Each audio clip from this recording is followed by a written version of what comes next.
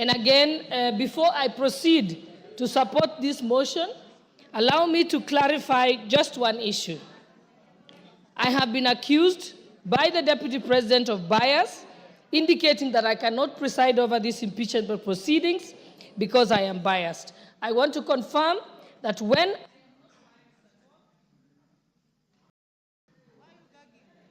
Okay, thank you. I want to confirm that I'm not biased at all. When I made the statements that I did make, I made them as Member of Parliament for Uasin Gishu County and not as a Deputy Speaker sitting on the Speaker's chair. You can only accuse me of bias if I make those statements from the Speaker's chair. I am first a Member of Parliament before I am Deputy Speaker. If the law contemplated a situation where I am gagged as Deputy Speaker, I would have been expected then by that law to resign like the substantive Speaker does in that case. And therefore now I want to proceed to go on to support the motion, speaking as an ordinary member of Uasin Gishu County and not as Deputy Speaker. I have a few points to point out. The Deputy President has been engaged in various conducts that meet the threshold for impeachment. One, on numerous occasions, he has insisted that Kenya is a company of shares, and this is contrary to the Constitution, Article 10, and also our national values. I also want to bring attention of the House that he has contravened his oath of allegiance. When he took his oath of allegiance, he says, in full realization of the high calling, I assume as Deputy President of the Republic of Kenya, I swear and affirm that I will be faithful and bear true allegiance to the Republic of Kenya. The oath of allegiance does not mention Murima, it does not mention Mount Kenya. He bears allegiance to the Republic of Kenya, not to his wife and not to his sons. So he has gone against his oath of allegiance. I also want to go on to refer to the press conference that the Deputy President held in Mombasa on the 25th of June, 2024. In that particular press statement, he distanced himself from the Finance Bill 2024. As a member of cabinet, in his position as Deputy President, he is collectively responsible for all the decisions that are made in cabinet, and therefore, in distancing himself, he violated Article 153 of the Constitution. The Finance Bill, as we know, is the overarching legislative document that underpins the revenue-raising measures for the executive in order to achieve its programs. If the Deputy President did not agree with the decision of Cabinet on the Finance Bill, he ought to have held his peace and his tongue or resigned as a member of the Cabinet. There is no two ways about it. And furthermore, by the mere fact of holding a presser at a time when the country was in crisis, when the President has addressed the nation, he went on to have his own one-man show of a presser. That is the greatest definition of gross misconduct. It is pure insubordination. No one can do that. It is unthinkable for a principal assistant to contradict the principal. If you want to contradict the principal, you resign your position and go and contradict them from outside. Thirdly, the Deputy President also distanced himself from the activities of the Nairobi Rivers Commission and claims that the activities were undertaken contrary to the law. The work of the commission was again endorsed by Cabinet.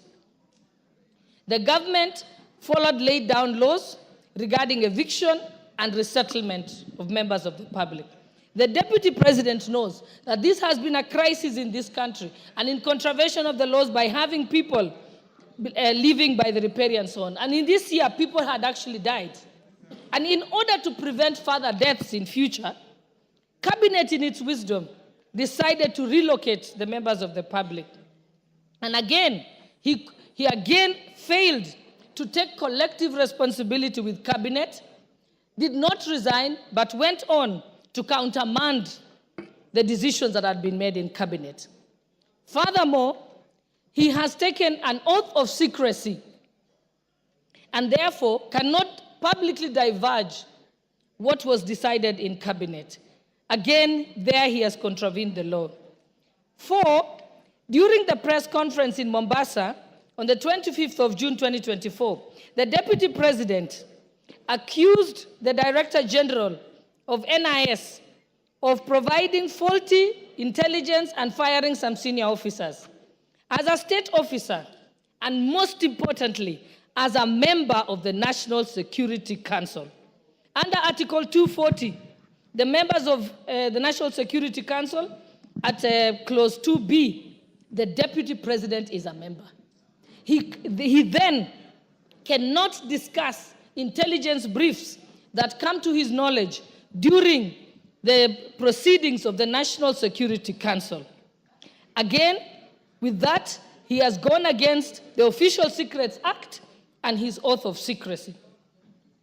And even if he had any reservations, he has opportunity as a member of the National Security Council to raise it at the Security Council proceedings and even to raise it to the President in person, but not to come as if he's an ordinary citizen who is in the opposition and then speak about it in public. That is wrong.